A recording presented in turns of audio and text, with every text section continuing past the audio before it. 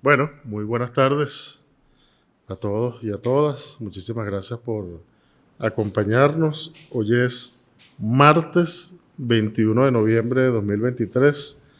Vamos a dar inicio a la tercera jornada de este ciclo Investigaciones en Curso. Hoy tenemos la grata compañía de dos amigos, Manuel Azuaje Reverón y David Alvarado, ambos egresados de la Escuela de Filosofía de la Universidad Central de Venezuela. Manuel es actualmente profesor de filosofía en la misma UCB, ¿cierto, verdad? Y en la Universidad Nacional Experimental de las Artes, UNEARTE. Es editor, crítico de cine, columnista de cine en el diario El Mundo entre 2014 y 2016. Mira, no sabía eso, Manuel. Ha publicado ensayos y artículos en revistas de filosofía y ciencias sociales. Miembro fundador de Mentecupa, una muy buena revista digital donde hay varios amigos y amigas muy queridos. Ha trabajado en investigación en instituciones como Monte Ávila Editores, el Instituto de las Artes, la Imagen y el Espacio y en la Red de Intelectuales, donde también trabajó David, ¿verdad, David? Licenciado en Filosofía por la Universidad Central, ya lo dije, editor diplomado por la Universidad Experimental de las Artes UNEARTE, actualmente editor de la revista chilena Apuntes Críticos. Desde hace 3 años escribe artículos de investigación sobre filosofía política y actualidad para la revista catalana Catarsi. Desde 2017 hasta el 2020, investigador, como ya comentábamos, de la Red de Intelectuales y Artistas en Defensa de la Humanidad. Hoy van a presentar la conferencia de ambos, lleva como título Marx en la filosofía venezolana, 3 discusiones. Pero bueno, yo no, de paso de inmediato a dejarlos en el uso de la palabra para que nos cuenten de qué va la cosa. Muchas gracias. A ti.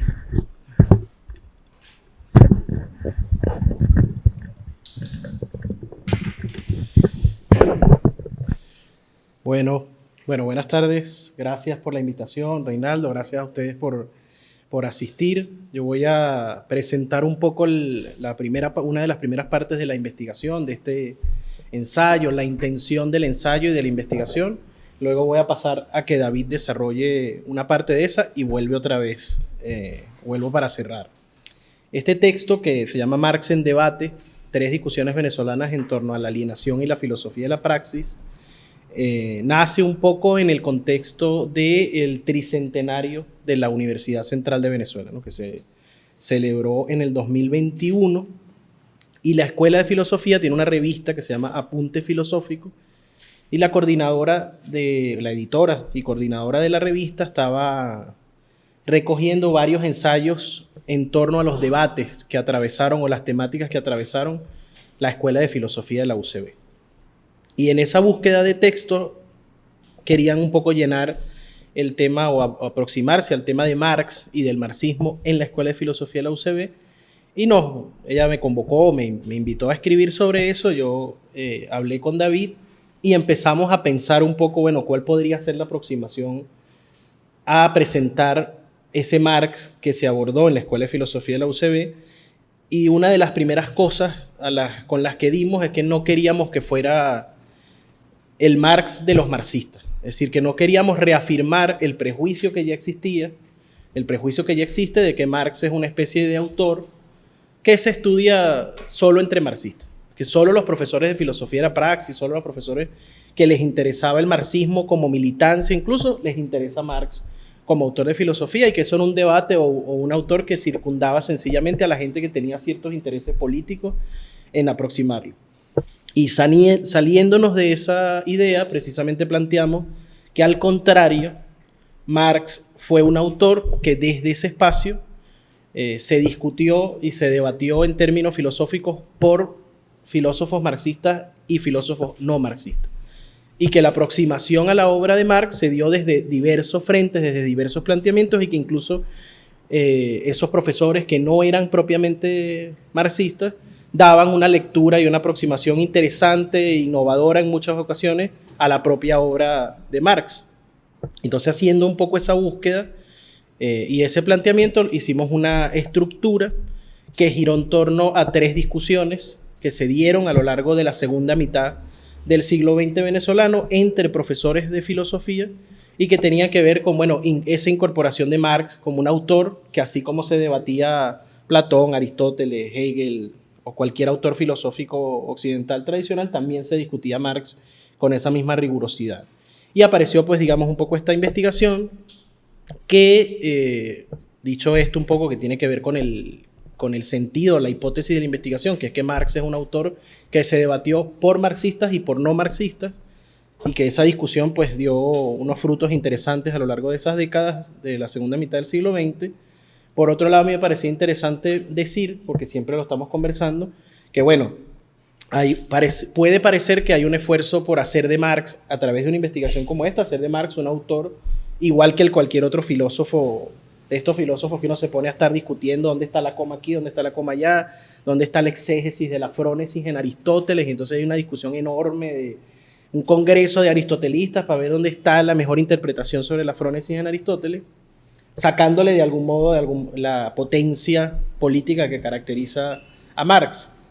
Pero, aunque pareciera que de alguna forma una aproximación de esta naturaleza por la publicación en la que se iba a hacer y demás, tiene esas características, la publicación o la investigación tiene en el fondo una intención claramente política, que era la intención de, bueno, presentarle sobre todo a los estudiantes de filosofía que están actualmente cursando en la Escuela de Filosofía y la gente que pueda acceder a esta revista, que Marx es un autor que tiene la misma validez filosófica que tiene cualquier otro de los autores, y que no es un autor del capricho, ni es un autor que solo, como decía, solo lo lean los marxistas, sino que es un autor sobre el cual puede haber aproximaciones con la intensidad y la rigurosidad que la hay sobre cualquier otro filósofo, que ellos trabajan también allí. Entonces, esa visión es una visión que tiene en el fondo, por un lado, esa reivindicación del Marx sobre el que se puede hacer filosofía y que puede estar presente en la Escuela de Filosofía, aunque intentan con frecuencia ningunearlo o restarle importancia, por eso hay una importancia política allí. Y por otro lado, reivindicar en estas discusiones, sobre todo en la última, el carácter filosófico de la praxis en Marx. Justamente reivindicar la idea de filosofía de la praxis, reivindicar la idea de que Marx está siempre apelando de manera constante y permanente a que la filosofía tiene que salir de sí misma y salir a la realidad, y reivindicar la filosofía de la praxis como ese giro que entiende que la filosofía sale de su debate interno, de esa discusión de categorías y de conceptos, y se aproxima y se vuelca sobre la realidad, porque de alguna forma, bueno, en esa escuela en particular existen los departamentos de filosofía de la praxis, filosofía teórica, filosofía de la historia y lógica, y ahora creo que hay un departamento extra que se llama como filosofía instrumental. Y cuando nosotros estábamos allí, siempre estaba la discusión de qué hacer con filosofía de la praxis, ¿no? Si filosofía de la praxis, si se daba Marx, si no se daba Marx, si se daba desde otras perspectivas. Y con el tiempo se terminó convirtiendo en un departamento de filosofía política. Ahí se da, todavía está Marx, porque cambiar los pensum aquí es una cosa burocrática enorme, pero en general se da algo así como teorías de estar comparadas del Estado y la política, que no es filosofía de la praxis. Cuando uno estudiaba ahí, cuando veía filosofía de la praxis, era la materia que te sacaba de, bueno, ustedes están aquí pensando y construyendo conceptos y pensando que la filosofía solo piensa la filosofía, y la filosofía te llama a pensar la realidad, a pensar la calle, la política, a salir como, y uno rayaba por todos lados la tesis 11 sobre Feuerbach, de que los filósofos se han encargado de interpretar al mundo y de lo que se trata es de transformarlo, etc. Entonces esa dimensión está, a pesar de que el texto tiene la forma propia de un texto académico para ser publicado en la revista. Según nos confirmaron, no había salido todavía, pero debe estar por salir publicado en la revista Apuntes Filosóficos a finales de este año, que es la revista de la Escuela de Filosofía de la UCB, y ahí se va a conseguir el artículo completo. Dicho esto, pues quería presentar la primera aproximación que tiene el texto, que en esa hipótesis que les decía, que era, bueno, reivindicar el Marx que reconoce la filosofía y que entra en la Escuela de Filosofía como un autor de peso, cuando uno empieza a buscar eso, encuentra como el primer paso la obra de Juan David García Vaca, que Juan David García Vaca es un filósofo español, de los filósofos trasterrados españoles que salieron de España hacia América Latina particularmente y se incorporaron de manera muy rápida en las academias, en particular en Venezuela. Juan David García Vaca funda la Facultad de Humanidades y Educación, funda la Escuela de Filosofía, funda el Instituto de Filosofía de la universidad, y es además el maestro de Ludovico Silva, el maestro de Núñez Tenorio. Y García Vaca en el año 63, unos pocos años después de la Revolución Cubana, hace una primera aproximación a la obra de Marx, siendo él un filósofo que trabajaba de manera muy rigurosa filosofía clásica. Juan David García Vaca traduce toda la obra de Platón del griego al castellano. Está esa edición de la UCB de las obras, de los diálogos de Platón, es una traducción de García Vaca. Hace bastantes investigaciones avanzadas sobre filosofía de la ciencia, lógica, filosofía del lenguaje, y era realmente una autoridad de peso.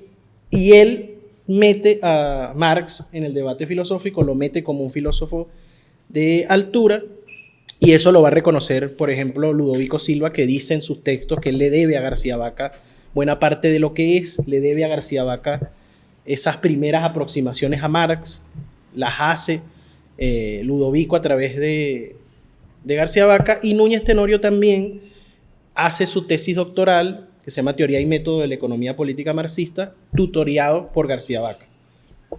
Núñez Tenorio empieza a hacer esa tesis con Luis Althusser y Etienne Balibar en Francia, se viene a Venezuela y termina la tesis con García Vaca.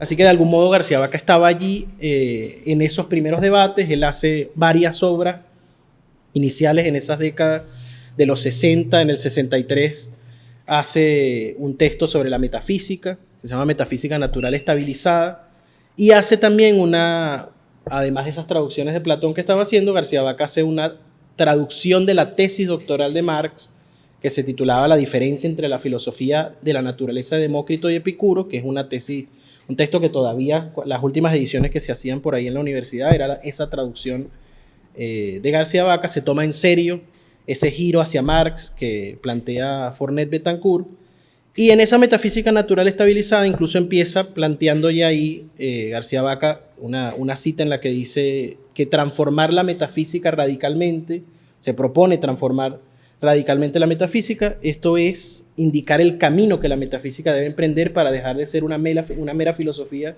interpretativa y constituirse en una forma de saber que pueda ser considerada al mismo tiempo como una contribución efectiva a las tareas de la transformación del mundo histórico. Así que García Vaca, que es un tipo, una autoridad del pensamiento más abstracto y más teórico, clásico que existía en ese momento, se propone una transformación de la metafísica que casi es una reescritura de la tesis 11 sobre Feuerbach, ¿no? Y a partir de ahí, el propio Fornet Betancourt, que es a quien seguimos en esta lectura de García Vaca, reivindica, bueno, una aproximación que hace él allí, luego al humanismo teórico y práctico según Marx, que es un libro del 65 de García Vaca. Luego Ludovico Silva tiene un libro que se llama Humanismo Marxista y Humanismo Clásico, siguiendo un poco esa lectura también. Y termina más adelante, en el 73, con la publicación de unas lecciones de historia de la filosofía, donde sus lecciones, las lecciones de historia de la filosofía de García Vaca, culminan con Marx, culminan de algún modo incorporando la interpretación de la historia materialista que hace Marx.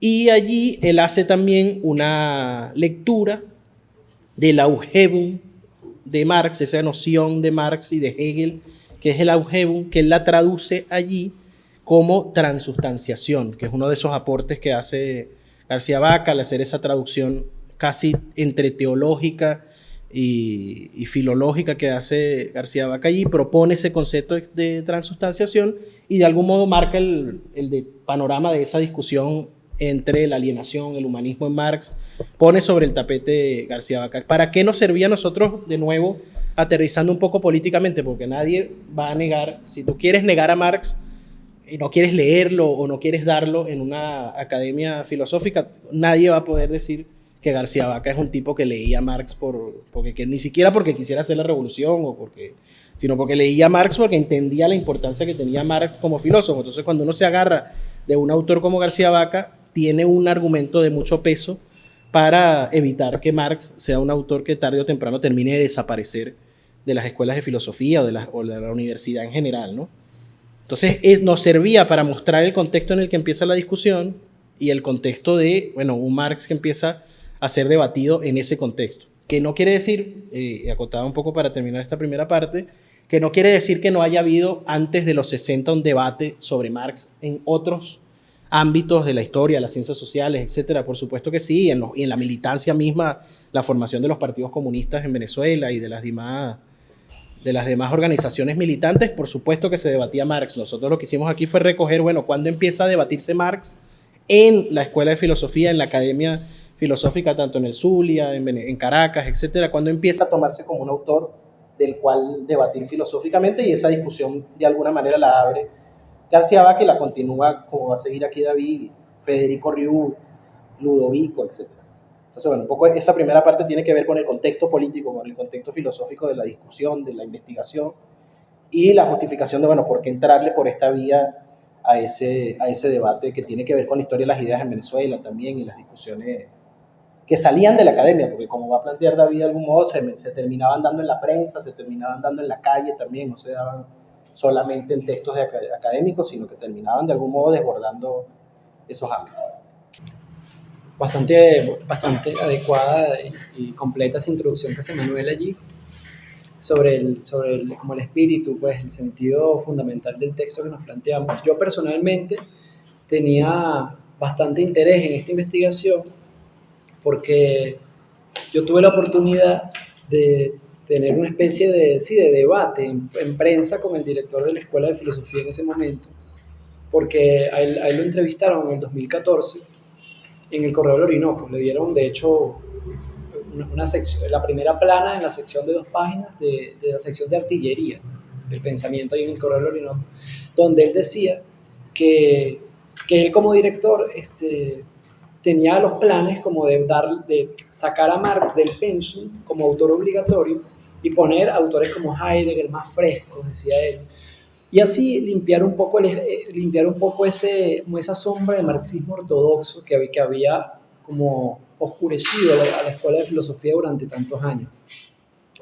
Entonces allí yo le pido el derecho a réplica bueno, no propiamente una réplica porque no fue directamente referido a mí, pero le pedí como oportunidad de responder y me lo dieron. En ese momento era Carlos Ortiz, el presidente, de allí de Correo del Orinoco.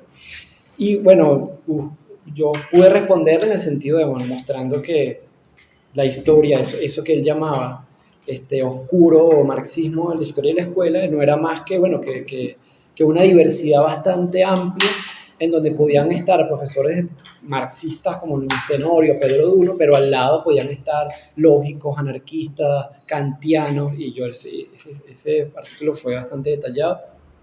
Y me pareció pertinente desarrollar ese trabajo porque es como el mismo sentido, ¿no? El mismo sentido de mostrar eso que decía Manuel, que profesores que nada tenían que ver con marxismo le llamaron la atención categorías, las formas de pensamiento de Marx y se metieron en esa discusión, ¿no? En ese debate. Este es el caso de esta primera discusión, que es la primera discusión entre Ernesto Maíz Vallenilla, que es un filósofo venezolano del Zulia, que su especialidad era sobre todo Heidegger, ¿no? Él tenía textos sobre la técnica como su aporte personal filosófico fue el concepto de metatécnica, donde, bueno, su trabajo era sobre todo desde filosofía contemporánea y desde Heidegger. Y Eduardo Vázquez, que era un filósofo que nació en Martinica, pero se nacionalizó venezolano. Y bueno, y su especialidad era sobre todo Hegel. También trabajaba Heidegger, pero sobre todo era como un hegeliano icónico en la filosofía venezolana, formador de todas las generaciones, muchas generaciones en la Escuela de Filosofía. Estos 2 filósofos se encontraron en la Facultad de Humanidades de Educación en la Universidad del Zulia, en su 5º aniversario. Recordemos que Maíz Vallenilla era zuliano, tenía mucha vinculación con la Universidad del Zulia, y allí en homenaje al 5º aniversario de la universidad se generó un coloquio llamado de la idea del hombre en la filosofía contemporánea. Allí Ernesto Maíz Vallenilla presentó una ponencia titulada Del hombre y su alienación. Eso fue en 1964. Y en ese mismo momento, en esa misma coloquio, Eduardo Vázquez ya conocía la ponencia que iba a presentar Maíz Vallenilla y presenta una especie de respuesta en términos filosóficos a lo que iba a plantear Vallenilla y se tituló, bueno, aquí lo tenemos, en torno al concepto de alienación en Marx y Heidegger, que luego ambas, tanto la ponencia de Vallenilla como la de Eduardo Vázquez, fueron ya editadas en textos, en libros como tal. Entonces, bueno, el espíritu de este encuentro era sobre todo un poco del que estamos hablando, era pensar a la filosofía desde las humanidades. No era sobre Marx ni sobre nada, pero estos filósofos, ya que Maíz Vallenilla trabajó el concepto de alienación, Eduardo Vázquez se metió por ahí, bueno, y ahí se tuvieron ese debate, ¿no? Entonces, podemos...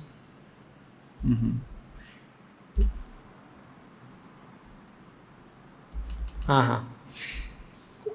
Como el sentido fundamental, como la hipótesis, que es una hipótesis bastante provocadora, no solo para la época, sino ahora también, de Maíz Vallenilla, era tratar de mostrar que podía hablarse de una raíz metafísica en el concepto de alienación de Marx. Si el concepto de alienación, recordemos que ese concepto estaba, por no decir de moda, ¿no? pero era un concepto que atrajo muchísimo a los filósofos, porque si bien Marx escribió ese texto en 1844, tuvo a luz, se publicó originalmente en el 1932. Y bueno, era como un descubrimiento tardío de ese concepto de alienación en Marx, y los marxistas anteriores que no tuvieron oportunidad de trabajar el texto empezaron, bueno, si les parecía muy importante y significativo ese concepto de alienación, y bueno, se dio para discusión. Y esta es una de ellas, ¿no? Yo puedo leer aquí este primer parrafito. Dice: Maíz Vallenilla aborda el problema de la alienación desde un diálogo entre Marx y Heidegger para contribuir a ello a un futuro encuentro de ideologías que hoy sostienen una, cito, enconada y ciega lucha. La intención de Maíz Vallenilla era un poco tratar de sacar a Marx de esa interpretación ortodoxa del marxismo clásico, un poco aburrido, lo va a decir ahí, y bueno, y ponerlo a dialogar con otras corrientes filosóficas para decir algo en la filosofía contemporánea. Y sobre la base de esa intención forja la hipótesis de que en Marx puede hablarse de una raíz metafísica de la alienación, cosa que va a hacer saltar de la silla a los marxistas más formados, ¿no? En el área del marxismo como tal, como eso de raíz metafísica de la alienación. Y lo argumenta básicamente sosteniendo que para que el hombre se aliene necesita primero estar en una condición de menesterosidad. El hombre que trabaja porque necesita comer, necesita vivir, necesita, bueno, nutrirse. Entonces, desde esa menesterosidad, el ser humano se acerca al trabajo, ¿no? Y entonces Maíz Vallenilla dice, cuando Marx habla de la menesterosidad del ser humano, está hablando de la finitud del ser humano. Entonces Marx, dice Maíz Vallenilla, está poniendo como principio último de la alienación la finitud humana. Esa finitud es un principio ontológico, forma parte de la estructura ontológica del ser, pensando en términos heideggerianos. Y entonces dice, así como pudiéramos hablar de un principio ontológico en el ser heideggeriano, pudiéramos decir que Marx, al mostrar la menesterosidad en la que el ser humano está expuesto en las condiciones de trabajo y por las cuales busca dominar la naturaleza para satisfacerlas, él está hablando que el principio de la alienación es un principio metafísico, es una raíz metafísica de la alienación. Y desde ese principio, desde esa hipótesis, intenta como esa fusión de horizontes entre Marx y Heidegger, ¿no? Y no solamente Eduardo Vázquez, Maíz Vallenilla está planteando como hipótesis esa, sino que está planteando como hipótesis que Marx lo hace conscientemente, es decir, que Marx construyó una raíz metafísica en su argumento y está consciente de ello. Después va a decir que, bueno, que no fue suficientemente fuerte por los prejuicios metafísicos, porque él crítico de Hegel y no podía darle fuerza a ese argumento, pero está ahí conscientemente. Eso fue un argumento que Marx dio. Y bueno, puedo leer aquí como para poner un poco en contexto y se vea un poco también una frase. Dice esto. Mayr se propone revelar que en la propia forma de exposición en la que Marx desarrolló el problema de la alienación es posible descifrar los fundamentos y raíces que otorgan sentido a este concepto. Entonces, ¿cuáles son esas soterradas raíces metafísicas de la alienación? Se trata de la condición de finitud y menesterosidad que Marx otorga al ser humano. Colocamos aquí una cita de Mayr en ese artículo. Dice Mayr: para Marx, el hombre es un ser natural, cuya originaria estructura ontológica, por ser justamente la de un ente necesitado o menesteroso, requiere entrar en comunicación directa con la naturaleza a fin de satisfacer aquellas necesidades. Entonces, es el carácter finito del hombre lo que constituye el fundamento o raíz metafísica de la alienación. Entonces va a decir Mayr que es como el suelo, que la finitud es como el suelo nutricio sobre el cual se fundamenta la posibilidad de la alienación humana. Entonces ahí hay como un cambio argumentativo. ¿Sí? Es que en la finitud está la posibilidad de que el hombre se aliene, pues el hombre se aliena cuando se extraña, y ahí vuelve como al argumento de Marx, el hombre se aliena cuando extraña su fuerza de trabajo respecto al producto de su trabajo. La alienación sigue siendo ese proceso de enajenación, en donde el ser humano se extraña del producto que fabrica. Sin embargo, dice, la raíz última de la posibilidad de que eso ocurra es la finitud humana, la necesidad que tiene el ser humano. Por tanto, para que haya alienación, tiene que dar las condiciones ontológicas y metafísicas para que eso pase. Y esas condiciones ontológicas y metafísicas son la finitud. Ese es como el argumento básico de Mayr Vallenilla, con el cual fusiona horizontes entre Marx y Heidegger y trata de sacar a Marx un poco de esa concepción tradicional en que los marxistas han estado constantemente manejándolo, ¿no? Entonces, vamos directamente al otro argumento, a la respuesta de Eduardo Vázquez.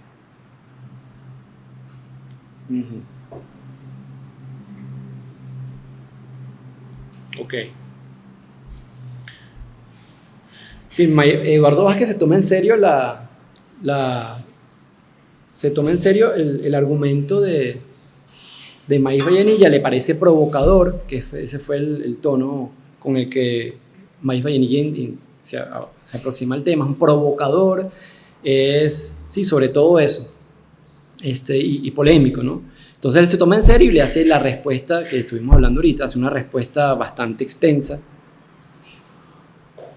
en donde Eduardo Vázquez, no siendo marxista, se postra frente a Mayr Vallenilla como un marxista y con los argumentos más sólidos, ¿no? que se pueden encontrar en Marx, y no se presenta como hegeliano, porque va a decir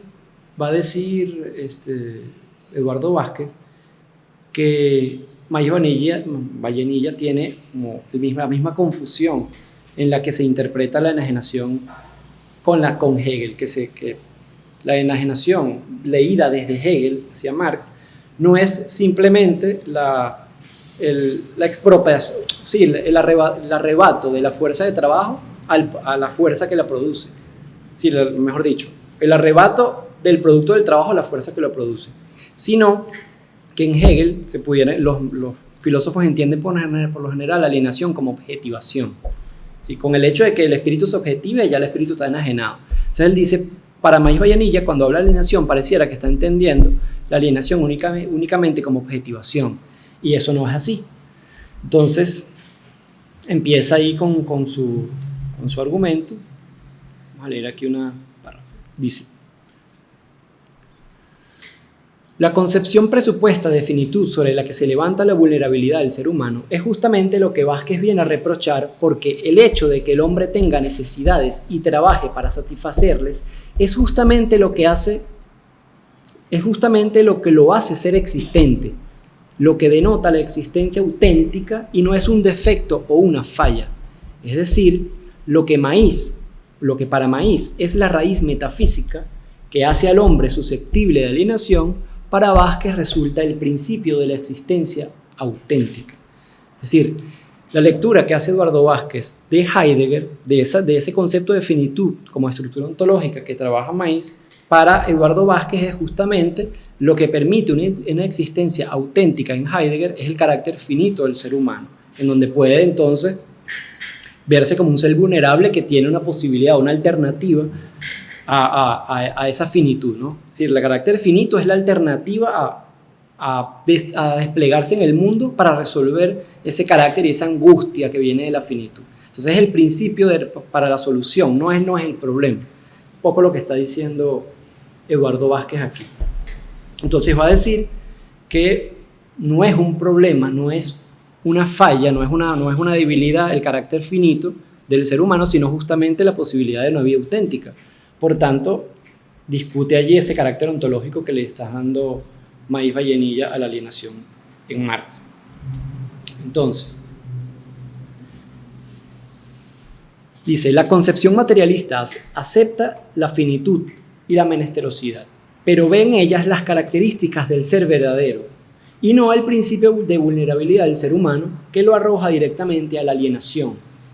Luego, el fundamento de la alienación no se encuentra en la estructura ontológica del ser humano, ni en la finitud como su raíz metafísica, sino en la división del trabajo que parcela y mutila a los hombres por efecto del sistema capitalista, en cuya situación el ser humano y sus necesidades vitales encuentran que el sistema no le permite satisfacer total y humanamente dichas necesidades y consecuentemente no permite el desarrollo total del hombre. Entonces el problema fundamental para Eduardo Vázquez no es el carácter finito del ser humano, sino el contexto de relaciones sociales y el modo de producción de esas relaciones sociales, que es el sistema capitalista. Ahí, en esa forma de no solucionar esa finitud, de no solucionar las necesidades, es donde se funda la alienación. Si la alienación es resultado de un sistema capital, de un sistema de modo de producción que divide, que produce la división del trabajo y que extraña al ser humano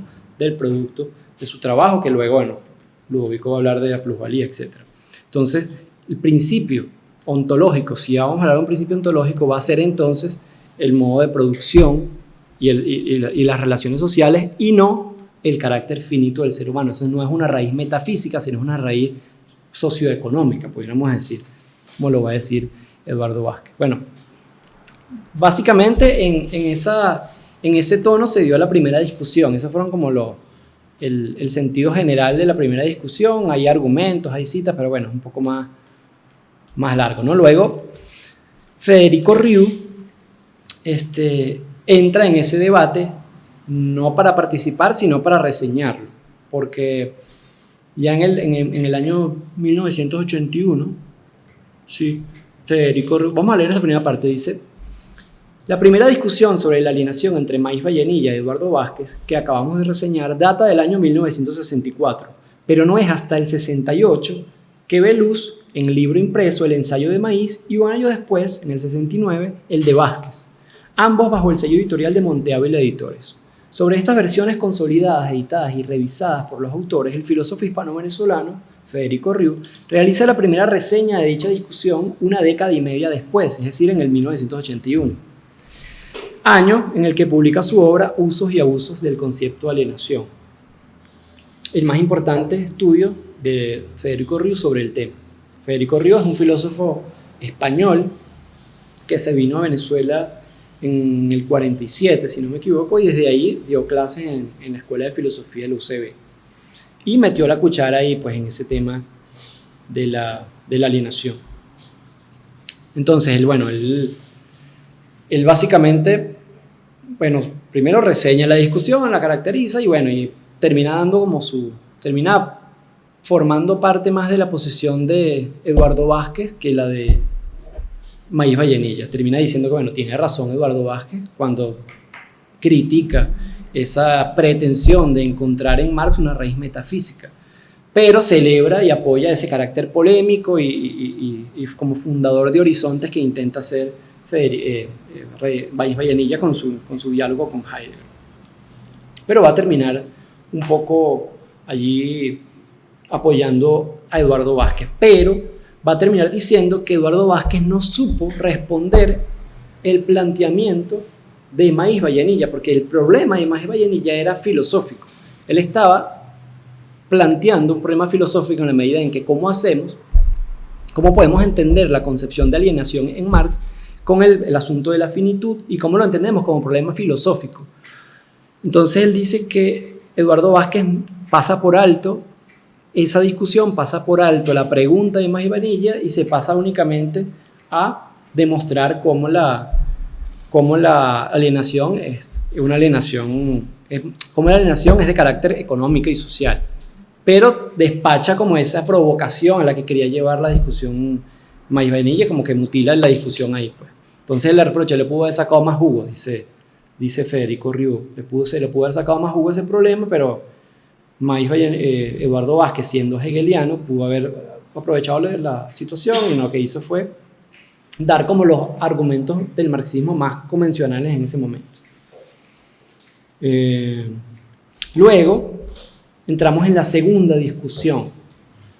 La segunda discusión se da entre Federico Riu y Ludovico Silva.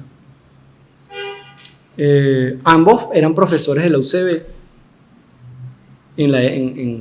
Ambos eran profesores de la UCB en los 80, incluso en los 70. Y esta discusión empieza porque Riu publicaba en el Nacional, ambos publicaban en el Nacional. No tenemos lamentablemente registros de los originales de los primeros artículos de Federico Riu, ni tampoco de la primera respuesta de Ludovico Silva, pero tenemos registros, sí, tenemos acceso a la respuesta, a la respuesta que le da Federico Riu a la primera respuesta que le da Ludovico, medio enredado. Entonces, la primera contrarréplica. Exacto, la primera contrarréplica que le da Federico Riu a Ludovico, ahí sí está en su texto y ahí se dejan ver citas muy extensas de Ludovico y se permite ver por dónde iba el argumento de Ludovico en ese momento.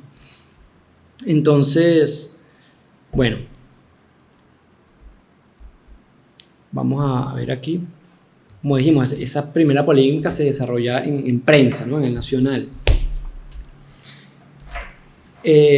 La respuesta de Ludovico Silva a esos primeros artículos de Federico Riu, que decimos que no tenemos réplica en el original ni nada, ese primer artículo se llama La alienación, concepto filosófico, es la pregunta de Ludovico Silva. Porque los artículos anteriores de Riu parecían defender un poco el sentido filosófico del concepto de alienación en Marx. Entonces Ludovico se hace esa pregunta y le responde en prensa a Riu, ¿no? A lo que Riu responde luego con otro artículo el mismo año titulado La alienación, concepto económico, porque Ludovico plantea que la alienación es un concepto no económico y no filosófico. Entonces vamos a ir revisando aquí. A ver. Ok.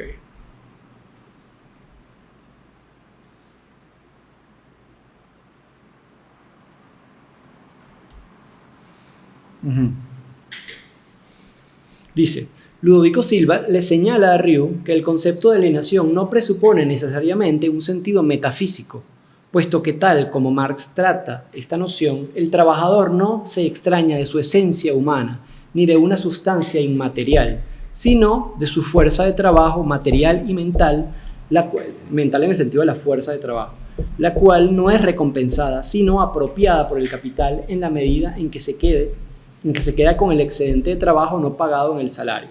Dicho excedente, que no es más que el plusvalor, es perfectamente medible, tanto que puede entenderse como la medida de la alienación del trabajo. Entonces, Ludovico Silva está planteando que la plusvalía puede entenderse como la medida de la alienación del trabajo, así que la alienación puede medirse en la medida que se puede medir la plusvalía, es decir, el trabajo impago en la relación salarial. Entonces, Ludovico considera que la alienación es un concepto tan medible como medible es el plusvalor, por lo que se perfila a considerar que la alienación está más cerca de ser un concepto económico que filosófico. Ya entendemos entonces que los primeros artículos de Ryu eran en torno a una defensa del sentido filosófico de la alienación y pareciera un carácter esencial incluso al de la enajenación humana, más hegeliano que marxista. Entonces a eso responde Ludovico en su primer artículo, ¿no?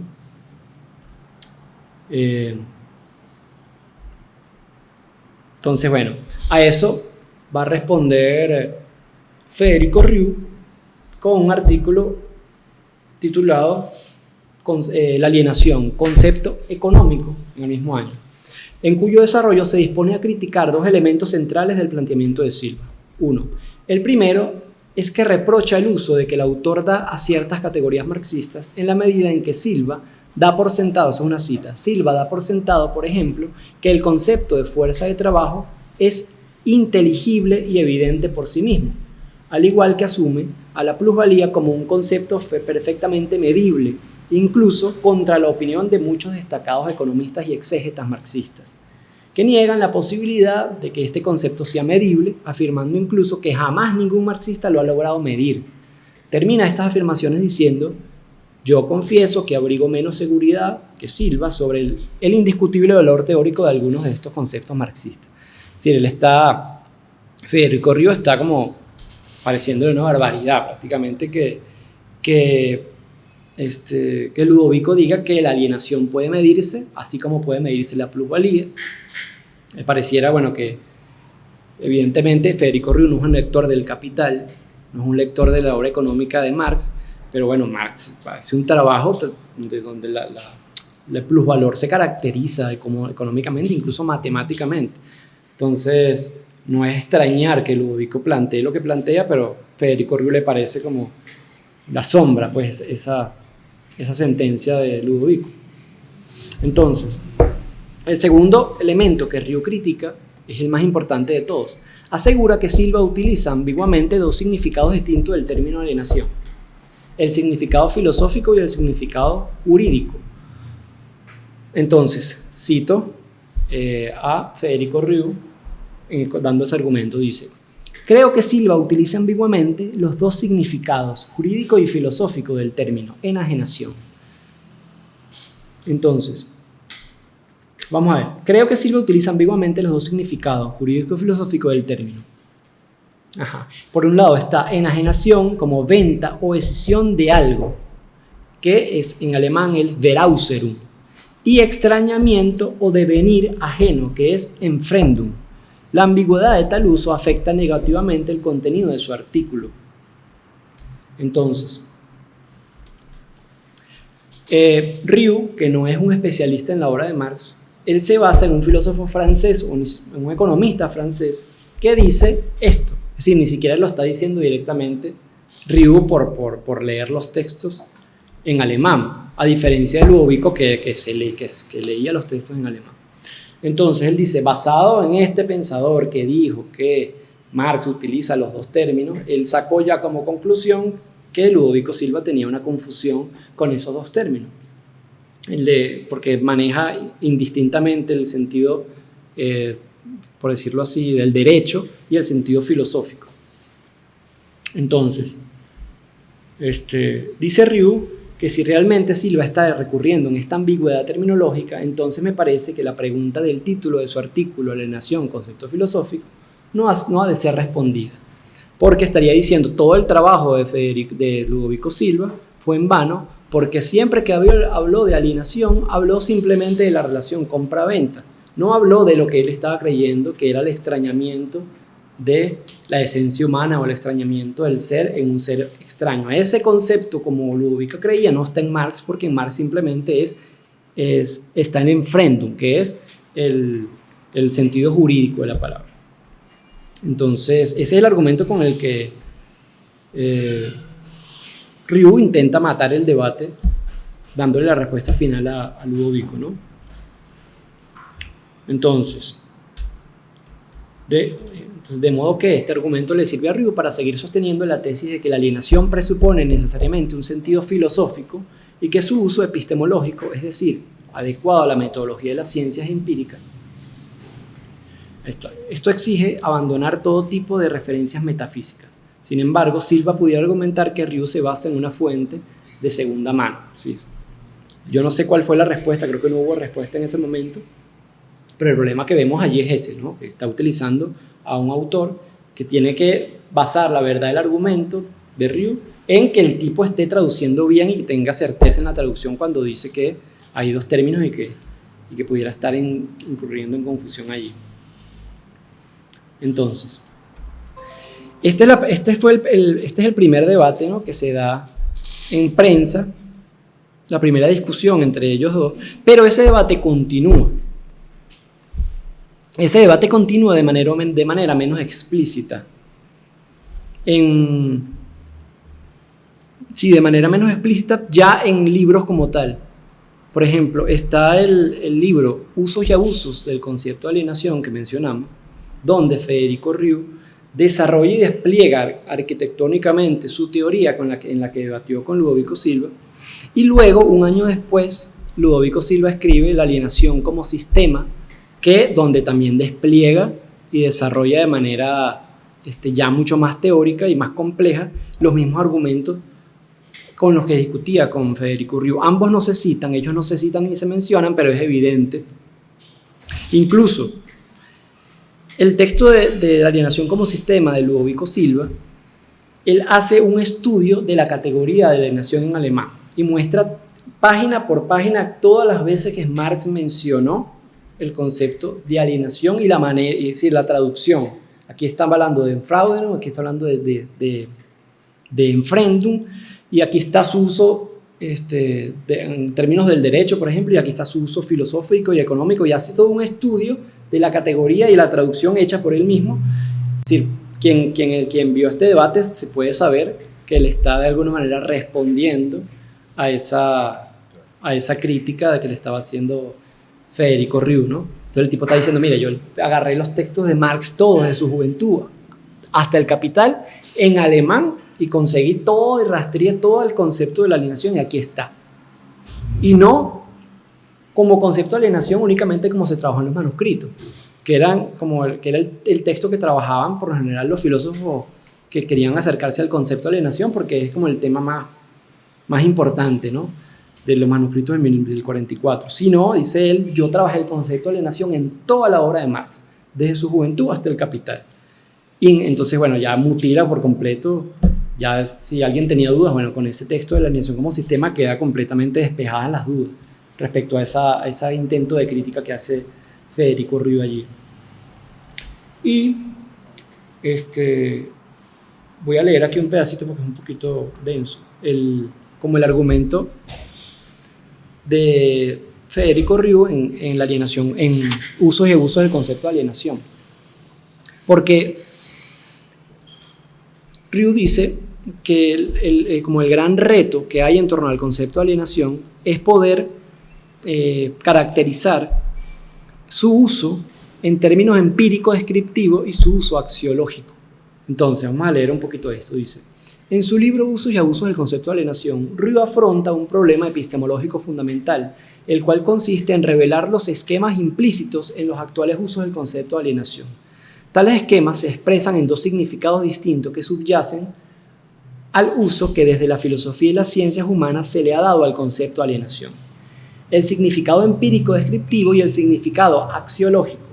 El primero se refiere a cualquier situación histórica en la que el ser humano se encuentra dominado por formas de praxis social, las cuales se presentan autónomas ante él, es decir, el uso del que Marx le dio prácticamente. La alienación se da en el momento en que una forma de praxis social, es decir, el sistema productivo, aliena tu fuerza de trabajo, te extraña el producto de tu trabajo y te somete y te subordina ante él. Ahí se produce una alienación en términos que puede describirse, que puede caracterizarse, inventarse y decirse, ahí estamos ante un fenómeno de alienación, porque el ser humano está siendo extrañado del producto de su trabajo, etc.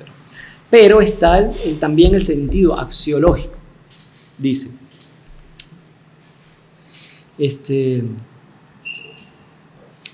El significado axiológico se pone de relieve mediante el hecho de que el concepto de alienación supone la necesidad de la superación de las formas de praxis social que alteran la esencia humana, por lo que estas tesis exigen la introducción de un criterio axiológico que establezca una comparación entre lo que las dichas formas sociales son en cuanto a formas empíricas, fácticas dadas y lo que ellas deberían ser. Es decir, si el ser humano se extraña por razón de las formas sociales que le arrebatan la posibilidad de realizarse en el mundo, tiene que haber entonces una forma de ser no alienada. Es decir, la axiología, el carácter teleológico, ¿no? Perdón, el carácter deontológico, en donde, si somos seres alienados por razón de las relaciones sociales, ¿cómo sería el ser no alienado? Y ese carácter axiológico, más ético, más moral, es el que se ha quedado fuera de la discusión siempre. Y es el sentido, ahí rescata otra vez Federico Riu el sentido filosófico de la categoría y vuelve a traer la discusión si esto no está muerto, porque todavía hay un carácter teleológico, carácter deontológico descuidado, ¿no? Y el que trae otra vez la discusión, porque el ser está alienado por las condiciones sociales, ¿cuál es ese ser no alienado?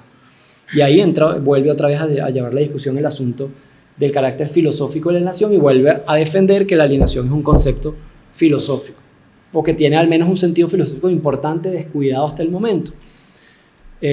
Ludovico Silva no va a responder a ese tratamiento, va a pasar un poco lo que pasa con Eduardo Vázquez, no se mete en ese debate. Él va a defender que no es un concepto filosófico, y si lo es únicamente en la manera en que puede aplicarse ese concepto. Es decir, si la alienación es un concepto filosófico, lo es solo porque es un concepto de máxima generalidad presente en toda la obra de Marx y que puede aplicarse a la historia universal del pensamiento. En ese sentido es filosófico el concepto de alienación en Marx, así como otros conceptos. Es decir, por la forma en que puede aplicarse el concepto de alienación es filosófico, no por el contenido, no porque esté hablando de finitud, no porque tenga un carácter axiológico, ni porque sea éticamente maleable, ¿no? Entonces, él no da estos argumentos, él no los va a dar como en respuesta de Riu, pero está ahí siempre como presupuesto. Él simplemente atiende a demostrar en la alienación como sistema cómo la alienación es una categoría económica desde las obras de juventud de Marx hasta el Capital. Y ahí, con ese texto de Ludovico, termina como esa segunda discusión, ese segundo debate entre Ludovico Silva y Federico Riu. Ahí muere como ese asunto, dados en esos términos, esa discusión. Y luego entra la tercera discusión, que es la que, Manuel va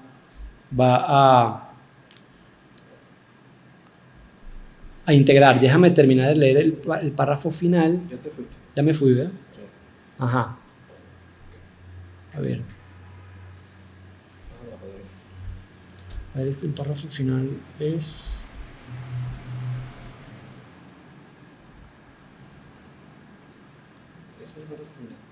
Ajá.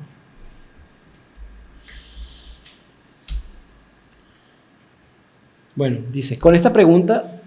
La pregunta. La pregunta es... Ajá. Dice, la alienación, ¿categoría filosófico-antropológica o categoría socioeconómica? Como punto más polémico y central, eso ya lo vimos, a aclarar, revela que a todas luces, que su diálogo con Federico Riu sigue abierto, con cuyo texto intenta... No, pero aquí pasó algo. Con cuyo texto intenta dar respuestas más contundentes. Y dice, con esta pregunta de Ludovico Silva se nos revela que solo el diálogo entre y Riu sigue abierto. No solo sigue abierto, sino que en general la discusión venezolana en torno al concepto de alienación en Marx, iniciada en la década de los 70, está para la época plenamente vigente. El carácter filosófico o económico del concepto de alienación en Marx fue el centro del debate entre profesores de la Universidad Central de Venezuela, que para el año de la publicación del texto de Ludovico llevaba ya casi 2 décadas. Este extenso diálogo no revela otra cosa que el nivel de compromiso filosófico de nuestros profesores usevistas dispuestos a plantear los más profundos e importantes problemas en torno a un concepto que para nuestra época sigue siendo de la mayor importancia.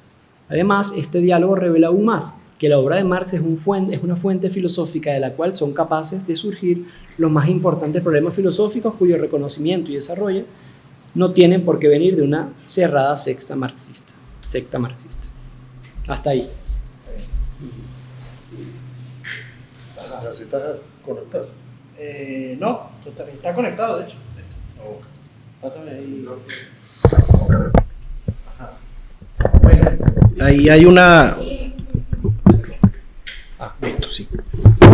Un poco a partir de donde termina David, nosotros recuperamos una tercera discusión, que fue la discusión que se inició a finales de los años 80, que tenía que ver con la vigencia del marxismo, ¿no? ¿Cuál es la vigencia del marxismo en el contexto del desmantelamiento de la Unión Soviética, la caída del muro de Berlín, el fin de los socialismos reales, todo ese debate que se da en ese momento?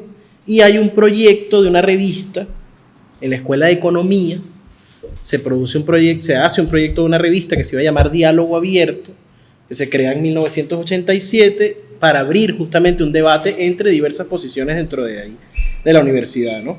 El primer número de la revista se iba a dedicar a la vigencia o a la caducidad del marxismo, y Francesco Carraps reúne los materiales, hace unas entrevistas, le pide un texto a Ludovico Silva, le pide un texto a Juan Nuño, a Núñez Tenorio, le pide textos, le hace una entrevista larga a Emeterio Gómez, Aníbal Ponce escribe ahí, Aníbal Romero, y hay varios autores. Finalmente esa revista no salió, y el autor, Carraps, el compilador, publica este libro como 15, 16 años después, reuniendo esos materiales, ¿no? En ese debate, y este librito se llama Dándose contra el muro, un debate venezolano sobre Marx y el marxismo. La primera parte de esa discusión es la discusión epistemológica, es decir, cuál es la vigencia epistemológica o no de Marx. Ahí participa con un texto Juan Nuño y participa con una respuesta Vladimir Lazo, que está recogida ahí. Yo quería, un poco, no entrar quizás tan a fondo en los detalles del debate, pero sí aproximar algunas cosas interesantes, porque escuchando a David, me quedaba pensando en que, a pesar de que nosotros hicimos este esfuerzo por mostrar, bueno, cuáles eran, por qué Marx es un autor que se trabaja del marxismo y desde el no marxismo, desde otras cosas, queda muy evidente siempre, no sé si David compartirá esta idea, que los filósofos no marxistas suelen tratar a Marx como un filósofo más, ¿no? Así como puede ser igual que Hegel, Aristóteles, Platón, etc. Y en los filósofos marxistas hay un esfuerzo permanente por sacar a Marx de esa tradición, en el sentido de decir, bueno, Marx es mucho más que un filósofo, pero no solo mucho más que un filósofo, sino que hay que salir un poco de la filosofía como un hecho teórico de debate de conceptos. Por eso el esfuerzo por, bueno, la alienación, si la convertimos en un concepto solamente filosófico, nos va a meter en un debate escolástico interminable sobre cuáles son las interpretaciones, etc. Es un problema económico, y cuando tú dices que es un problema económico, te sales de la filosofía y te obligas a discutir la realidad del capitalismo, la explotación en unos términos externos a la cuestión filosófica. En este texto, en el texto de Núñez Tenorio, Vigencia Contemporánea y Marxismo, que también lo trabajamos aquí, en la respuesta que le da Lazo a Nuño se ve eso también, se ve como el esfuerzo de, bueno, la importancia de Marx en la filosofía, precisamente es que pone la filosofía contra la pared, en la medida en que hace una crítica de la filosofía que la obliga a pensar más allá de los asuntos exclusivamente escolásticos, teóricos, interpretativos, ¿no? De exégesis, de conceptos, porque Marx, desde la ideología alemana, desde la Sagrada Familia, está peleando precisamente contra eso, y eso se ve a lo largo de esa discusión, que si bien se puede hacer de Marx un filósofo como cualquier otro, y agarrarlo y pasar y hacer un congreso sobre un concepto y darle a revisar ese concepto hasta el cansancio, en otra dimensión están apareciendo, bueno, Marx lo que quiere es que eso no ocurra, en el sentido de que obligar a salir a la filosofía del debate exclusivamente intrafilosófico y aproximarse fuera de ella, ¿no? De esta cosa como especulativa. En ese contexto, esa discusión, la tercera discusión sobre la vigencia, Juan Nuño, que es un filósofo, creo también español, ¿no? Juan Nuño creo que también nace en España, bastante alejado del marxismo en general, escribe, le piden ese texto, era sí, un profesor de epistemología, de filosofías teoréticas, filosofía de la ciencia, y le piden básicamente que, bueno, que diga cuál es la vigencia, la importancia y la actualidad de Marx en ese ámbito específico de la epistemología. Y él trata a Marx en general como un filósofo como cualquier otro y dice, bueno, en Marx hay 3 dimensiones fundamentales de su pensamiento a nivel epistemológico, 3 cosas que podemos ver. La teoría de la correspondencia, una teoría hermenéutica y una teoría del dualismo. Según la teoría de la correspondencia, es esta idea, bueno, de que el conocimiento es el resultado de la correspondencia entre el pensamiento y la realidad, y el mundo, ¿no? Entonces hay una relación de correspondencia entre el mundo y el sujeto del objeto, y a partir de esa correspondencia se produce el conocimiento. Y acompaña esa idea, dice, bueno, hay esta visión de la correspondencia que la toma, que tiene esa herencia aristotélica, etcétera. Y hay una visión dualista en Marx también, que se inclina entre el idealismo y el materialismo hacia el materialismo, y ese materialismo explica que, bueno, entonces en Marx la correspondencia en el conocimiento es que la realidad material, como la realidad de los objetos, del mundo de los materiales, de las intuiciones materiales, determina lo que es el pensamiento. Entonces en Marx hay un dualismo materialista que se inclina, que divide el mundo entre lo material y lo ideal, y en lo material es lo que en la teoría de la correspondencia produce el conocimiento. Esas son 2 de las tesis que dice Nuño.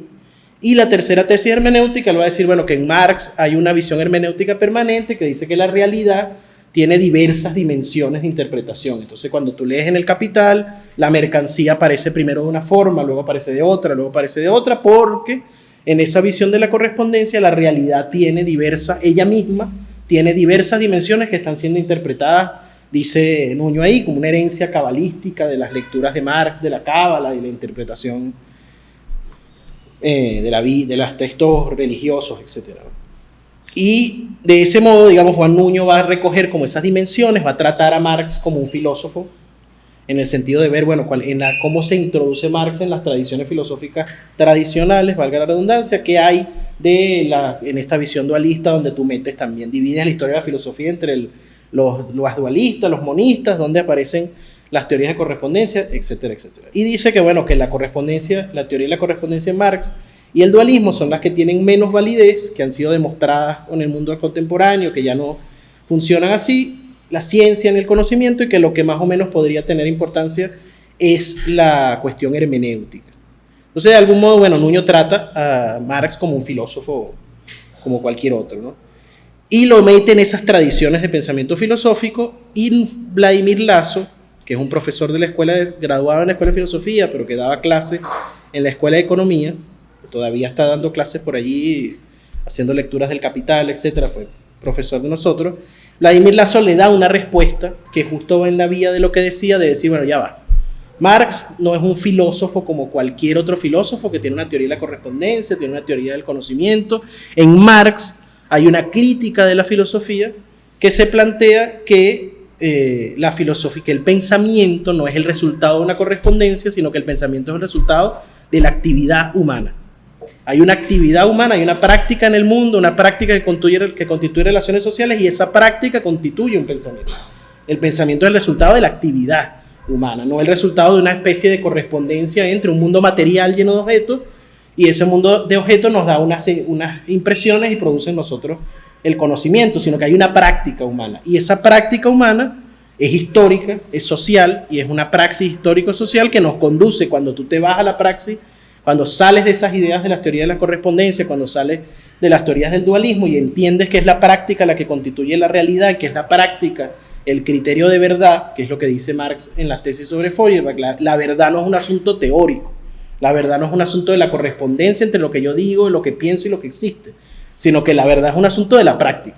Y cuando te vas a la práctica, te vas a la historia, y cuando te vas a la realidad, te encuentras con que está la lucha de clases, que es lo que no iba a mencionar de ninguna manera Juan Nuño. Estaba convirtiendo a Marx en una especie de filósofo como cualquier otro, y Vladimir Lazo le aparece por el costado y le dice, no, es que aquí hay una filosofía de la praxis que dice que el problema de la verdad está en la práctica, y la práctica está en la realidad, y en la realidad, cuando vas a la realidad, lo que ves es historia y conciencia y lucha de clase.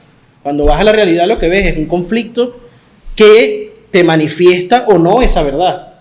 Es en la lucha de clase y es en la realidad donde tú encuentras realmente si hay una correspondencia o no entre la verdad y el pensamiento. Entonces, Vladimir Lasso desconecta un poco esa pretensión de hacer a Marx una especie de autor teórico y de decir, no, ver, que la importancia de Marx es que cuando dice que cuando plantea estas cosas que después los italianos conceptualizan como filosofía de la praxis, es que te obligaba a salir de la filosofía como un asunto especulativo y a entender que la filosofía estaba en esa realidad y que estaba en esos asuntos de la praxis.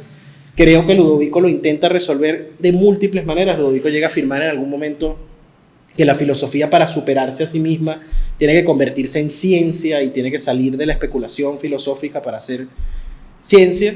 Pensaría uno, por ejemplo, con los colegas presentes, que habría que hacer ciencia social, por ejemplo, ¿verdad? Varios compañeros han salido de la filosofía para empezar a hacer ciencias sociales porque dicen, bueno, hay que salir de la cosa puramente filosófica y hay que hacer trabajo con otras mediaciones que la filosofía no te da. Y esa preocupación que está presente ahí, Vladimir Lasso la plantea, dice, bueno, el problema epistemológico de Marx es que la verdad está en la práctica y está en la realidad, y el criterio de verdad es la realidad, y la realidad es la lucha de clases, no es una cosa ni siquiera abstracta, sino que es el conflicto, es la historia como desarrollo del conflicto. Por ahí, de esa manera, le da una respuesta bastante bien articulada a Nuño, recoge como el núcleo del asunto filosófico de la praxis en Marx y permite dar un paso, de algún modo, en esta investigación que estábamos haciendo, a el texto de Núñez Tenorio, que es Vigencia Contemporánea del Marxismo, un texto que Núñez Tenorio estaba escribiendo antes de morir, haciendo actividad política, además, que nunca paró Núñez Tenorio de hacerla. Estaba acompañando a Chávez en la campaña electoral del 98, estaban haciendo, ya había sido electo incluso, creo, senador en esas elecciones, o diputado por Maracay, creo que había sido electo Núñez Tenorio, y fallece, igual que Pedro Duno, que fallecen cerca uno del otro. Pero estaba pensando este tema de la vigencia contemporánea del marxismo, escribe este texto que tiene no se queda solo en el asunto filosófico, sino que recorre los diversos aspectos de Marx y del marxismo, pero tiene un apartado dedicado a la teoría, dedicado al asunto filosófico explícitamente, y ahí es interesante ver justo cómo Núñez Tenorio igual generaba ese contraste entre los filósofos que ven a Marx desde una perspectiva marxista y desde una perspectiva no marxista, justo porque él, va a decir, ¿cuál es el asunto al final filosófico de Marx? Y justo se va a plantear allí, en ese apartado de la filosofía, dice Núñez Tenorio allí, que la crítica de Marx a la cultura, a la filosofía, a todo el mundo ideológico que segrega la historia, en nuestro caso la sociedad capitalista, es una cuestión decisiva, tanto para el nacimiento del marxismo como para su posterior lucha.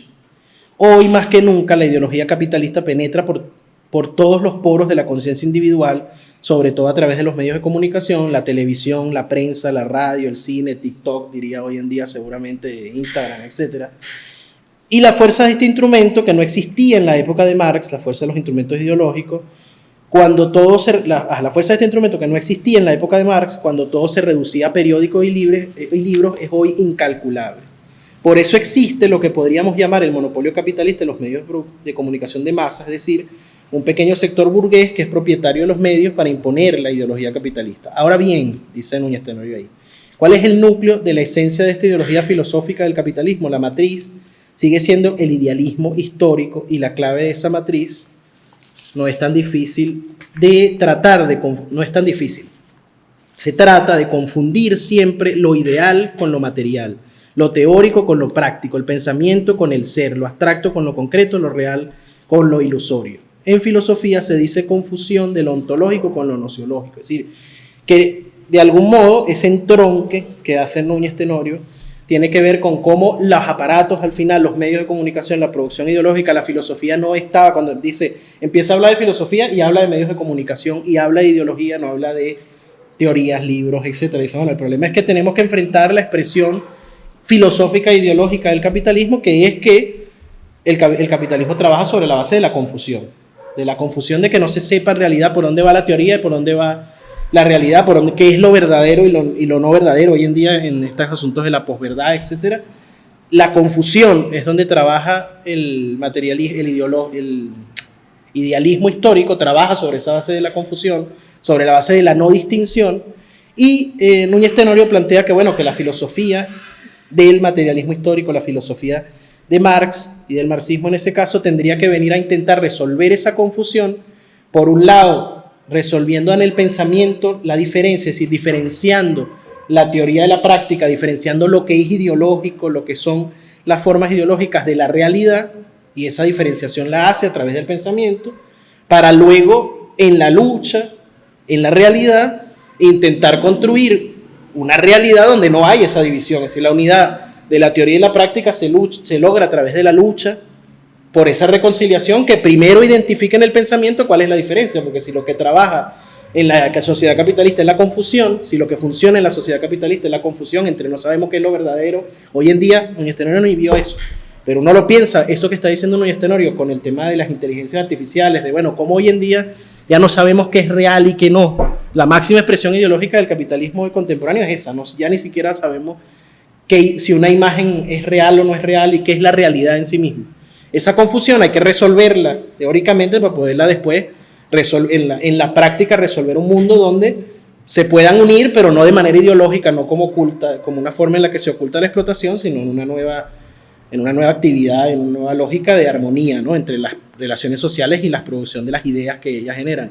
Entonces, ahí, yo creo, en esa discusión sobre la vigencia del marxismo, Núñez Tenorio y Vladimir Lazo, etcétera, aterrizan de nuevo el terreno de la filosofía y muestran que en el terreno de la filosofía se juegan asuntos que corresponden a la realidad, que corresponden a la lucha política, que corresponden a la actividad práctica y no necesariamente a los asuntos del pensamiento, y plantea Núñez Tenorio un tema interesante, que nosotros lo hemos discutido también muchas veces, que es que, bueno, en Marx hay una unidad crítica, dice, hay una unidad de las tres críticas, hay una crítica de la política, hay una crítica de la filosofía y hay una crítica de la economía política.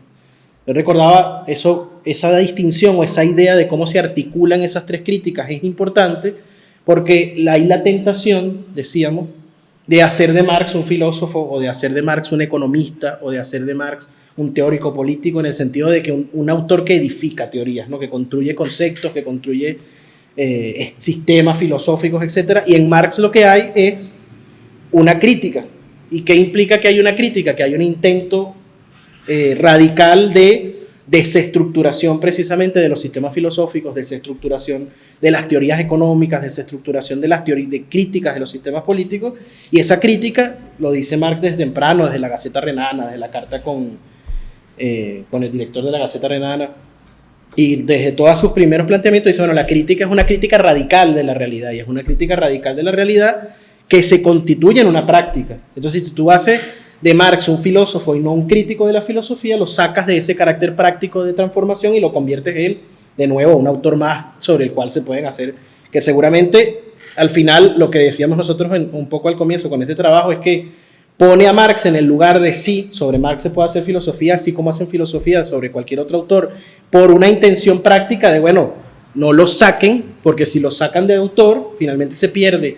En las universidades lo que pasaba cuando nosotros veíamos que tenía 17 años y estabas viendo clases de Platón y de Aristóteles, etcétera, y cuando entrabas en la clase de Marx el mundo se te volvía, o sea, tenía 2 o 3, 5, 6 estudiantes entendían que había, la filosofía no era nada más ponerse a estudiar conceptos, sino que tenía esta crítica, y la defensa de ese Marx filósofo va un poco por esos dos niveles, recuperarlo con la rigurosidad filosófica para poder meter colado esa potencial crítica mordaz de la filosofía, de la economía, para evitar hacer de Marx un filósofo, pero para mantener a Marx en esa potencialidad crítica. Entonces, esa dimensión del debate sobre la vigencia no perdía el carácter en Núñez Tenorio particularmente, que como decía, es un tipo que fallece haciendo filosofía de la praxis, haciendo filosofía política, haciendo militancia, recupera esa potencialidad de decir, bueno, en Marx hay una crítica, la vigencia de Marx es una filosofía de la praxis, es una constitución de una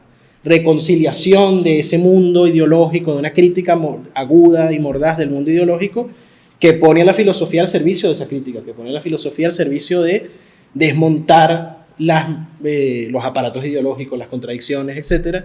Y por ahí, bueno, por ese lado, en esa tercera dimensión cobra un poco ese carácter más claramente político con la obra de Marx, por eso reivindicamos a Núñez Tenorio en ese sentido, que viene a meterse en el debate sobre la vigencia del marxismo, afirmando de nuevo o recuperando ese núcleo crítico.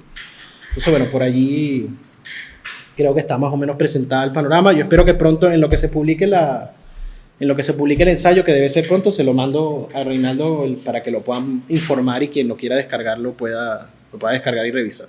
Gracias.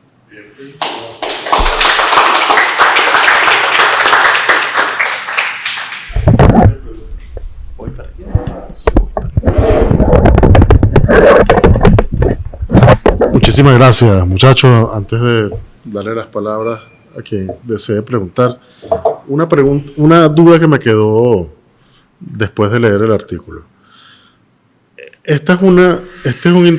Yo creo que el propósito del artículo, o sea, uno lo lee y queda claro el propósito y creo que la exposición ha quedado igualmente claro. Sin embargo, me quedó la duda. Esta es la idea es como recoger 3 discusiones de un conjunto de discusiones, o estas son las que ustedes consideran más una escuela en la que han hecho vida, donde se formaron, son en alguna medida los profesores con los que vieron clases o con sus herederos, etcétera, o son como las discusiones centrales, digamos, en el campo del marxismo o sobre Marx, ¿no? Como se quiera decir. Otra cosa, viste que, bueno, esto sí más como un comentario, a uno le queda la impresión que Maíz Vallenilla está como provocando una discusión. O sea, a Maíz Vallenilla no le interesa, pareciera que no le interesa tener la razón. De hecho, creo haber leído algo así como que, no sé si es él que lo plantea así expresamente. O sea, lo que pasa es que yo prefiero tirar estas ideas y que se dé la discusión a seguir repitiendo las mismas cosas aburridas que los marxistas en este país y en muchos otros lugares siguen repitiendo a propósito de Marx, osificándolo, ¿no? No sé si es él mismo el que lo dice. Eso me parece loable. O sea, no me parece que tiene nada de irresponsable, me parece que la gente que anima las discusiones, y cuando se mete en las discusiones hay discusiones que uno da no para ganarlas, sino simplemente para animar una discusión, y me parece que ese es un momento como muy importante de la filosofía, por lo menos en la academia venezolana, y ahí voy a otra pregunta. ¿Por qué en ese momento sobre la alienación? ¿No? Es decir, en el caso de la tercera discusión queda bastante claro que, bueno, o sea que a finales de los 80, comienzos de los 90 se discute sobre la evidencia del marxismo, que ya era más o menos en el momento que yo estaba entrando a la universidad. Yo entré un poco después. Madera creo que sí estaba ahí, pero yo no había entrado todavía. Yo entré en el 92, 93. Y sí, bueno, esa era ciertamente una discusión como que te imponía la realidad, ¿no? Entonces ahí no hay dudas, pero ¿por qué en los 60 alienación? O sea, ¿por qué el concepto de alienación? Me llama la atención, o sea, para mí no es obvio, ¿no? Porque ni siquiera es el 68, es el 63, ¿no? Claro, por supuesto que ya están pasando muchas cosas y en América Latina, pero ¿por qué? Me llama mucho la atención. Y hay otra cosa notable, y es que ustedes lo subrayaban, me parece sumamente importante, o sea, por eso decía que se entiende claramente en el contexto en el que ustedes escriben esto, a quién va dirigido, así como, hermano, no puedes seguir, no puedes tratar, o sea, tú no puedes sacar Marx de filosofía, tú no puedes desaparecer esa cátedra del currículum, etcétera, ¿no? O sea, el mejor ejemplo que te puedo dar es que estos 2 señores, ¿no? Sobre los que tú no puedes, es decir, hay que ser muy poco serio, ¿no? Para poner en entredicho la rigurosidad de García Vaca y de Maíz Vallenilla y de Eduardo Vázquez, etcétera. Notablemente son autores que siguieron trabajando a Marx. Yo lo estaba buscando aquí, yo lo tengo en mi, disculpa que no tengo los lentes puestos, lo estaba buscando en mi biblioteca. Eduardo Vázquez, ensayo sobre la dialéctica, estudios sobre la dialéctica en Hegel y Marx, para entender a Hegel, pero tiene hay varios capítulos sobre Marx. Esto es Eduardo Vázquez, ambas cosas. Eduardo Vázquez además traduce, creo que Contribución a la crítica de la economía No, a la crítica de la filosofía del derecho de Hegel. Y García Vaca tiene presente, pasado y porvenir de Marx y del marxismo. O sea, no son unos tipos que se metieron como a discutir a Marx desde fuera del marxismo, sino que lo continuaron trabajando, ¿no? E hicieron escuela, pues. Bueno, yo creo que es suficiente con eso. Tengo como esas dudas y no, la última cosa, perdón. Gramsci, o sea, a propósito de filosofía de la praxis, o sea, debate sobre Gramsci en la escuela de filosofía me da mucha curiosidad, porque es una escuela además de la que conozco muy poco, pues, ¿no? Me parece que ve a Marx siempre desde Hegel, nos entrampamos. A Marx tenemos que verlo desde Baruch de Spinoza, desde una cuestión de la totalidad, porque para que sea filosofía de la praxis se pueda entender, tenemos que verlo de la totalidad, porque si lo fraccionamos o entrampamos, no vamos a poder darle respuesta al problema real, a cómo producimos y cómo como decía él, la confusión que genera el mismo sistema nos va envolviendo hasta que nos enajena.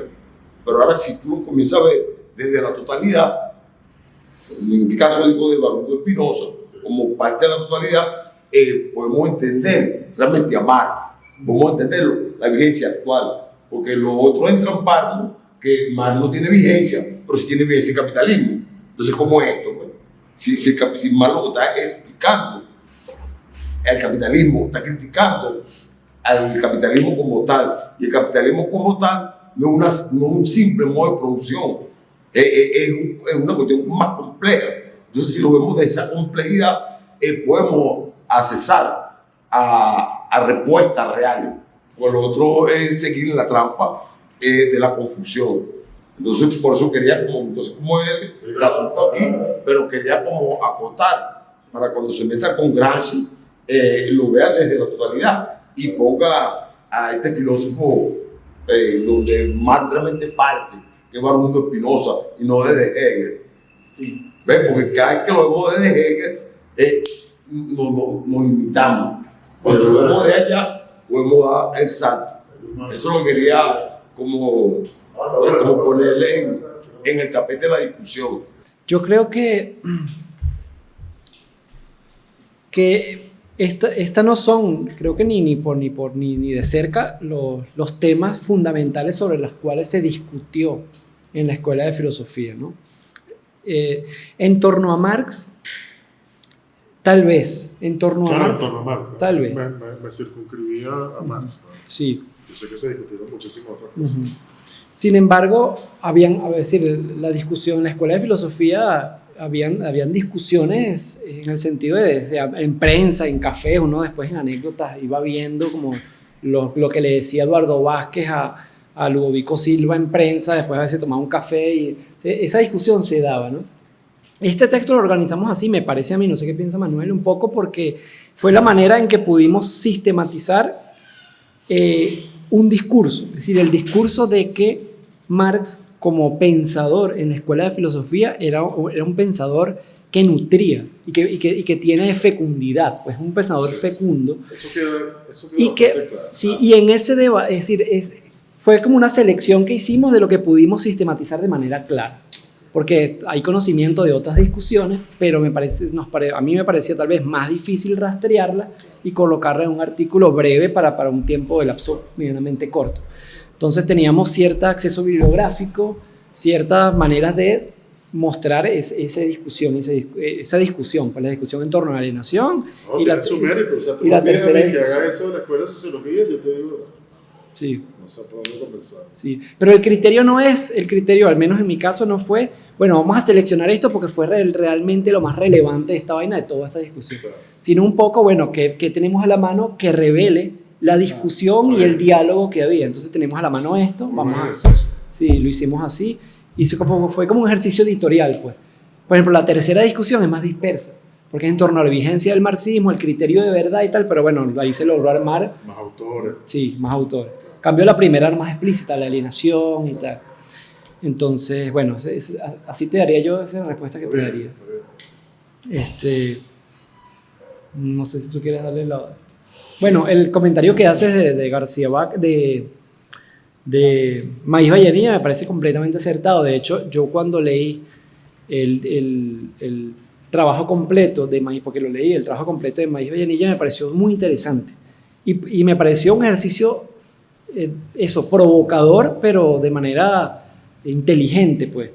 Y que, porque pareciera, ese artículo es largo, lo dice en algún momento, no está en el texto, pero lo dice en algún momento Maíz Vallenilla, como que pareciera que es una tendencia lógica, ¿no? De cierta tendencia del pensamiento que se defiende como verdad, ¿no? Que es como que pareciera que el marxismo tiene que encerrarse en sí mismo para defenderse, ¿no? Pareciera que su legitimidad está en encerrarse en sí mismo en contra de lo demás. Si yo me reivindico... No contaminarse. Exactamente. Si aquí está el marxismo con su teoría de la realidad frente a lo no marxista. Entonces él decía, coño, se trata de lo contrario, se trata de que si de verdad hay un alcance en esa teoría, coño, que se abra, ¿no? Es una teoría que puede discutir abiertamente con cualquier otra forma de argumentación y dar una respuesta válida en los términos del discurso, que es un poco lo que hacen, por ejemplo, Dussel. Dussel, desde la ética de la liberación, desde la filosofía de la liberación, discute, y en términos de Marx, con alemanes que nada tenían que ver con Otto Appel, por ejemplo. El tipo dice cómo la ética es una ética práctica y lo defiende con Marx, yendo al terreno de ellos. Entonces se abre a otro horizonte de discusión. En cambio, hay cierta tradición marxista que se cierra completamente. Y entonces él está como respondiendo a esto. ¿Por qué el marxismo tiene que cerrarse? Vamos a abrirlo a discutir en la discusión. Ahí se trata de fusionar horizontes con Heidegger, que es un poco lo que Federico Ríos dice. Bueno, pero Eduardo Vázquez está matando el diálogo cuando dice, no me vengas a hablar de finitud y vaina, porque termina como matando la discusión y como que se olvida la pregunta inicial de... Entonces, en ese sentido estoy de acuerdo contigo con esa provocación de Maíz Vallenilla, que yo también la suscribo. Pues. Sí. Bueno, sí, yo diría como un par de cosas. Uno, que yo reivindico siempre cuando lo conversábamos, que hay un dejo de novedad, además de provocación en lo de Maíz, porque eso que hace Maíz como una provocación después se va a intentar hacer sistemáticamente en los franceses. Por ejemplo, Derrida, Deleuze intentan juntar a Marx con Heidegger, Bátimo intenta juntar a Marx con Heidegger 30 años después, y Maíz estaba haciéndolo casi recién llegado de ver clases con Heidegger directamente, estaba metiendo una discusión que se tiene en Europa posteriormente y que Maíz, bueno, la aproxima y después él se ocupa de escribir los temas de técnica y metatécnica y se va por otra cosa, funda la Simón Bolívar, se pone a ocuparse en otros asuntos.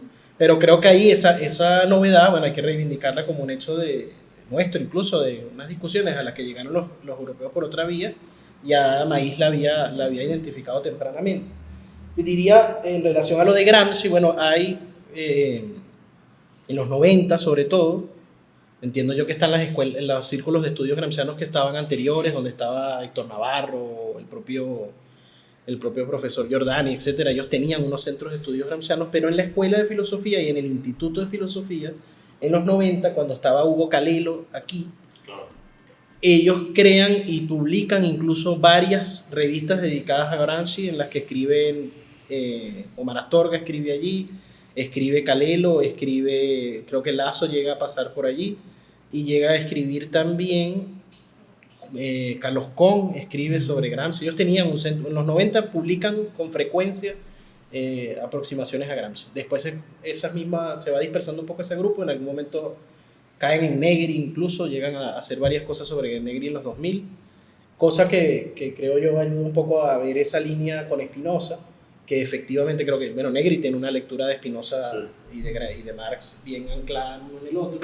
Dussel también recoge a Spinoza en su lectura de la filosofía política.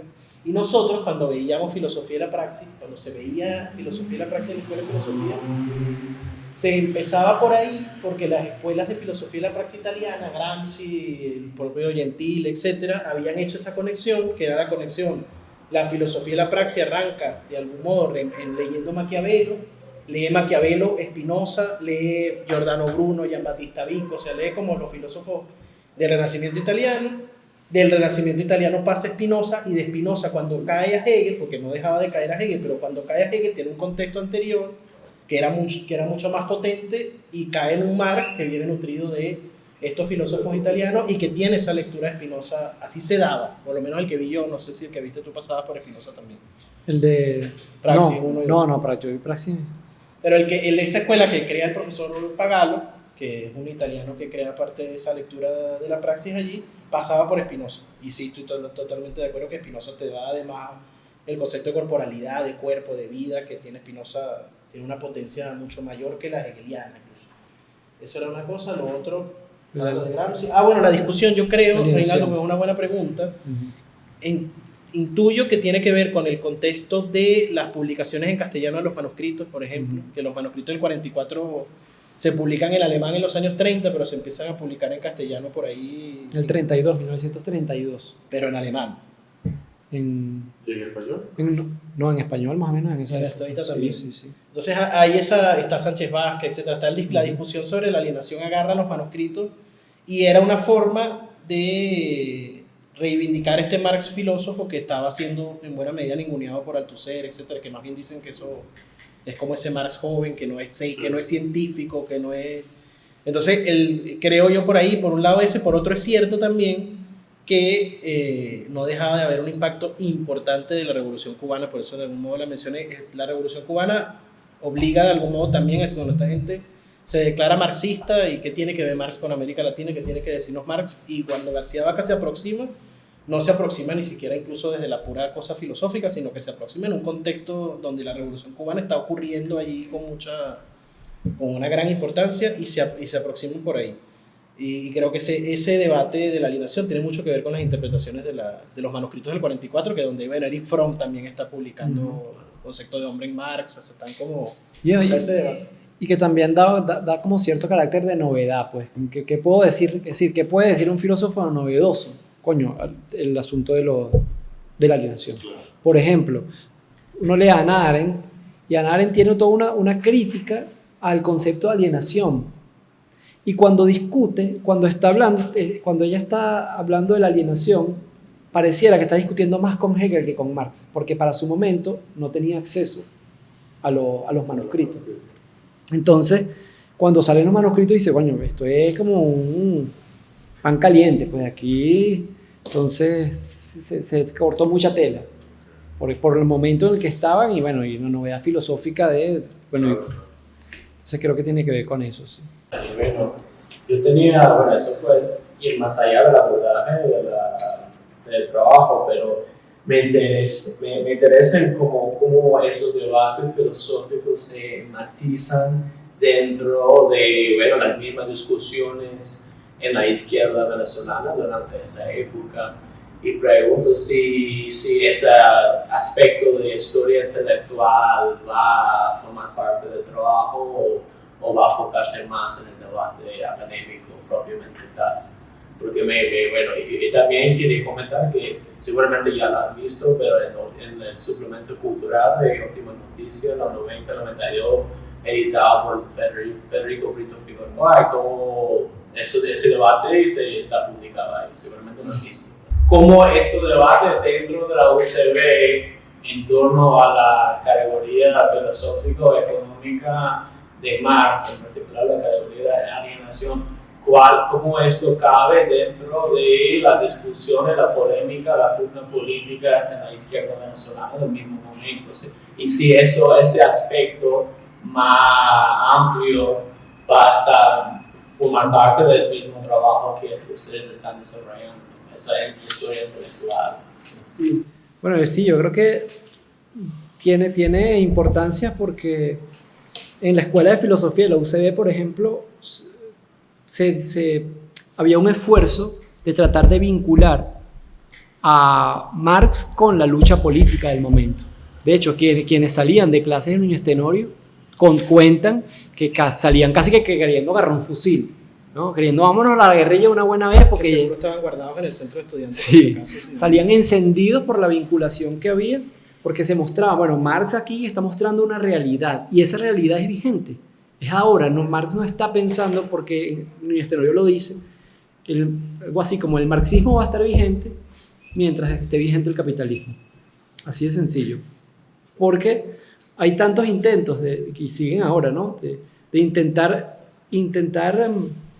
desactualizar a Marx, sí, que están ahora todo el tiempo, ¿no? Como, bueno, por ejemplo, el capitalismo contemporáneo ya es un asunto cognitivo, el capitalismo ahora es cognitivo, ¿no? Entonces, como el capitalismo es material, ya no tiene, ya, bueno, Marx, gracias por lo que hizo, ahora necesitamos otra teoría.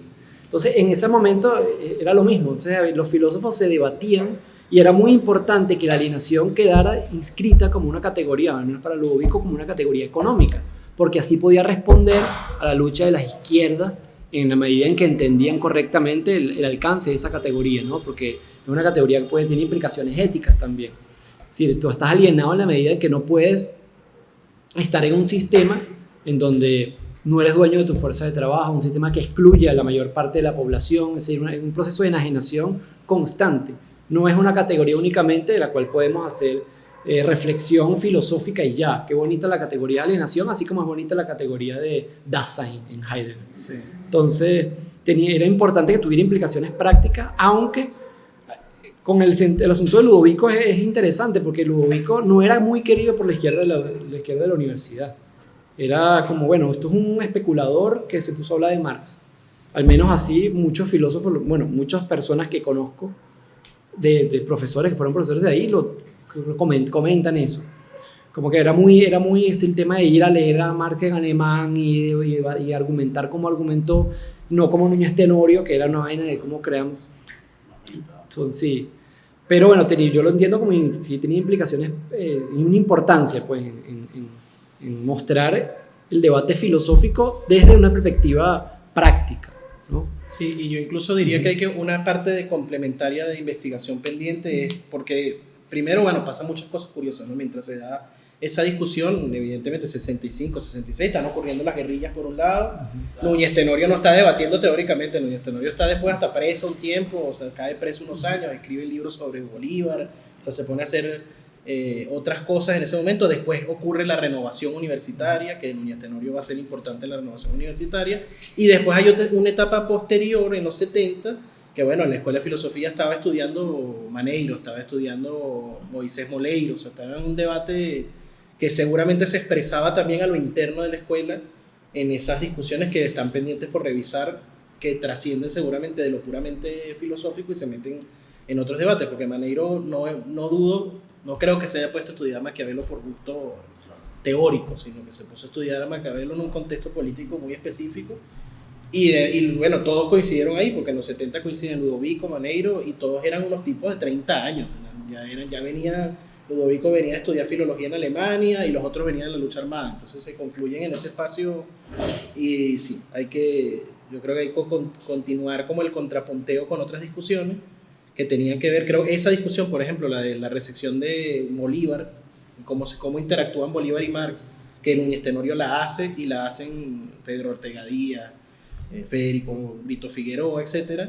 También tiene un sentido mucho más político todavía, porque venía el bicentenario del nacimiento del Libertador, se declara bolivariano Ali I, había una cosa allí de ver la potencialidad de Marx, de Bolívar, en esa relación que está pendiente, pero sí hay que seguir en encontrar otros vínculos pendientes ahí de investigación.